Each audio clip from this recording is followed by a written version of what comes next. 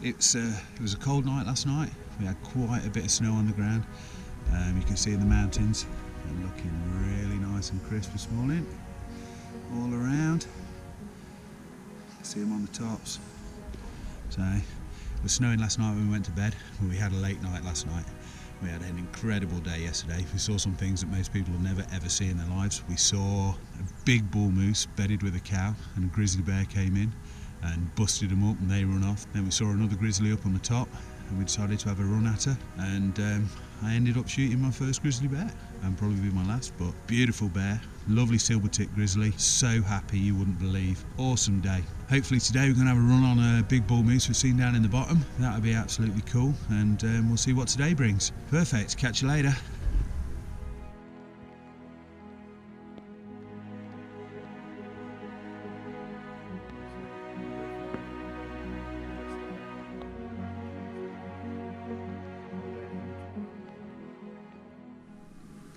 So it's day 8 of the hunt, and it's another beautiful day in Alaska. Big day yesterday. Wildy got his grizzly bear, which is fantastic. But it was a mixed day really, lots of action. We saw a big group of moose down on the hillside across from the strip. Wildy's grizzly came and scared them away. Walked up, we disappeared out of sight. And we were making a plan to get on the big bull, but as it happens, the bear gave us too good an opportunity to miss, and we made our way up and we took him. So great day all round, late back into camp, really good long night's sleep. And then up again this morning. Now we've got a bear down. Big thing to do is try and get one of these moose. Now I've been down to the bottom of the strip, had a glass out. We've seen a few of them still mooching around down the bottom there in the willows, but nothing has shown itself just yet in terms of one of the bigger bulls. Now ideally we'd like to get 2. We've seen 2 decent sized moose, shootable moose down there, one about 60 inches, one a bit smaller. It's got 3 brow tines on one side, so we can still take him. Now for me, obviously I'm looking for the big boy. Well, I'd be happy to take his first moose in Alaska with one of the smaller ones. If we can get those 2 down, that really would put us ahead of the curve. Also gives a big gut pile to shoot the last grizzly bear off. But there's a few mooching around, as I've said. Not seen the big boy yet. Going to go and grab a coffee, see how we're doing, and then go and glass a little bit later on. A lot of action, a lot of stalking, but we're starting to get the measure of the ground here.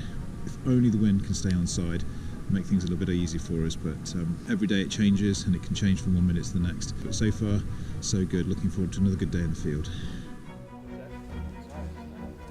After the success of yesterday's endeavours, we feel re-energized and brimming with confidence. Although the weather is changeable, it's doing little to dampen our spirits as we scour the valley below for signs of our moose bull. We catch a glimpse of the big bull we've been tracking, moving amongst the undergrowth. However, he disappears into the thick stuff, over a ridge and out of sight. As usual, the wind is not playing ball and is once again blowing down the valley towards the moose. But where one door closes, another opens. For the first time, the area to the west of camp is clear, and we have another opportunity to explore an entirely new area. Whilst the view here is new, the topography is very familiar. Rolling ridges, thick vegetation, and yet more river crossings. So the bull that we were looking for, the moose down at the bottom end, has made his way down the valley and up over the ridge at the top. So we decided to come and have a look at a fresh bit of ground. You can see camp back there in the distance. We've made our way up and around this ridge. Check out this bowl on my right hand side. Now, there's plenty of berries up there, pretty sheltered. Ideal country for decent sized grizzly bear, but unfortunately nothing up there at the moment. Now the wind is blowing to it. We're going to head over this ridge and look at some more country down on the far side. So even though when the first opportunity you're looking for doesn't quite go your way, big country out here and there's plenty to be seen, so you never know what's over the other side of the next hill. The elevated vantage point offers yet another perspective on the ground we've been scouring for the past 8 days. We spot a young bull tucked up in a patch of willows, and Mark does his best to call him in, but to no avail. He wasn't bothered by the call, was he? The prime rut is some way off, and the bulls are not yet showing any sign of responding to calls. After several hours of glassing, getting rained on, and eaten alive by flies, my eyes and backside have had enough, and my patience is wearing thin. I'm tired, stiff, and we've done all we can do today. We take stock of the day and formulate a plan for tomorrow. So that must be the other one then that's gone and disappeared over the top. It looked pretty wide, but that's definitely the one we were looking He's at. raking as well, and he's giving the bushes. My pack is heavy and my bones are weary as we start our long journey back to camp. It's at times like this I lean heavily on my fellow hunters to pull me through. Luckily for me, they're always there when I need them.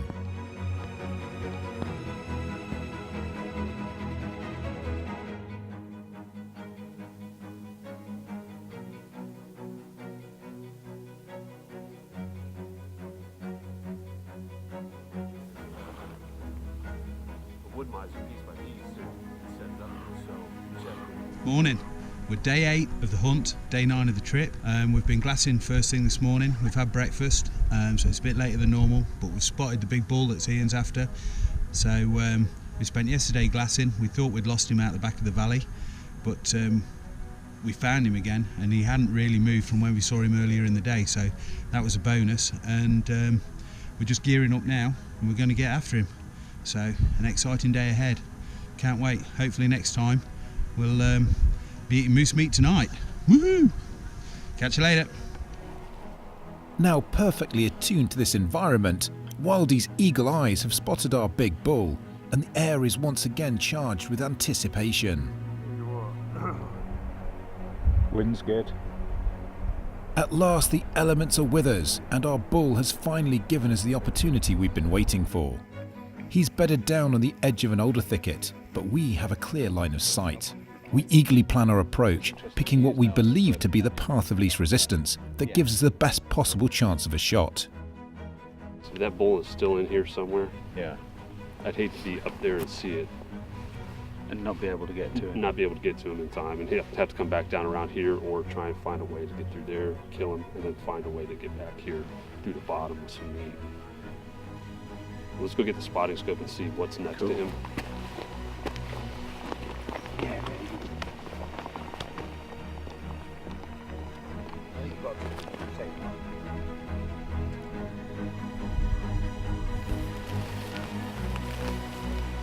As usual, the path of least resistance still offers plenty of it. We must clear a trail through the willow and alders, clearly marking it ready for our return.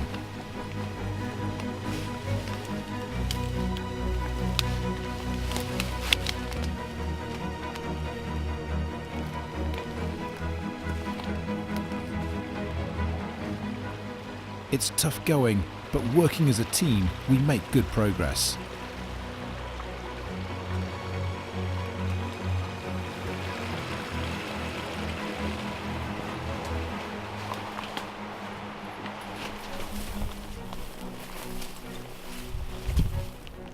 We can feel that we're getting closer and eventually catch sight of our bull. We drop packs and prepare for the stalk in, taking only my shooting sticks and rifle. This is the most critical part of the hunt. The bull has spent the entire week surrounded by cows, calves and younger bulls. Plenty of eyes, ears and nostrils to detect our approach. We must move slowly and deliberately, paying close attention to the swirling wind and close cover where dangerous predators may also be lurking. Miraculously, our bull is oblivious to our presence and no other moose appears to have been alerted. We have the advantage. I load and prepare my rifle. There will be no mistakes this time.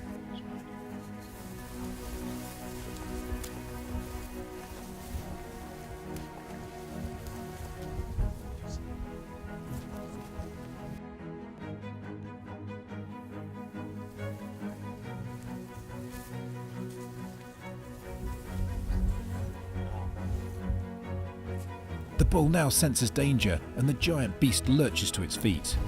I quickly move into position and set up the Sauer 404 on my trusty Vanguard B62 sticks while Mark calls to encourage the bull to turn. Come on, baby, turn. Here we go.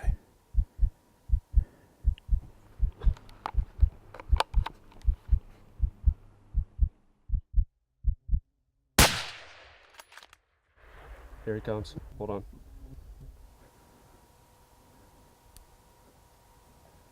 And he's down. way over there. Well done, mate. What an amazing animal. He finally offers a quartering shot. At 305 yards, the 225 grain Hornady Superformance SST once again delivers the perfect terminal performance and a humane dispatch for this magnificent animal. It's been amazing watching him from afar for the past 8 days. This is our 8th day of hunting. We saw him on the first night we came. Of course, we can't hunt that night, and he's disappeared in and out of these alder bushes and willow pretty much all week. Now, we've seen him when we've been out hunting your grizzly. We did. We thought we'd lost him yesterday. We went hunting up further up the valley at the back of camp, and then Wildy, with his amazingly keen eyesight, managed to spot him. Moose hunter extraordinaire over here. He's pretty big in the body. We've got plenty of work. The rain is coming around, as you can see. If you don't like the weather in Alaska, wait half an hour and it will change. Still got plenty of work to do. It's about 3:30 in the afternoon, hoping to get him all skinned out and packed out, ready to take back to camp. But I think we've got a couple of days' work here. Thanks for that.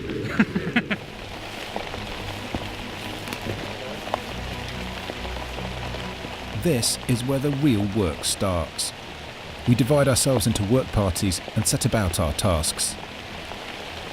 Mark and Wildy take care of skinning and butchering the bull.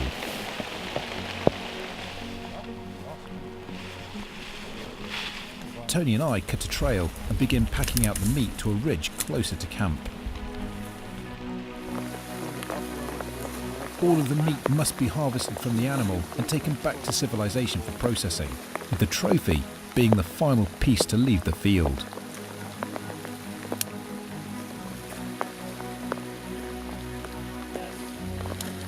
The rain pours down once more, but the harvest has lifted our spirits. Do you want hand? Yeah, can you take this bag?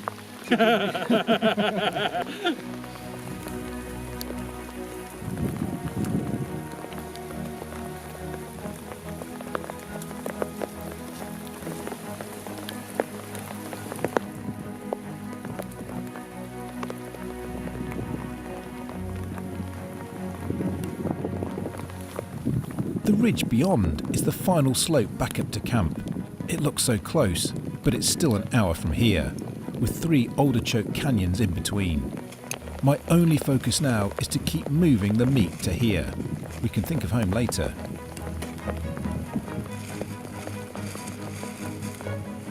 The last load is by far the heaviest, but one I am glad to bear.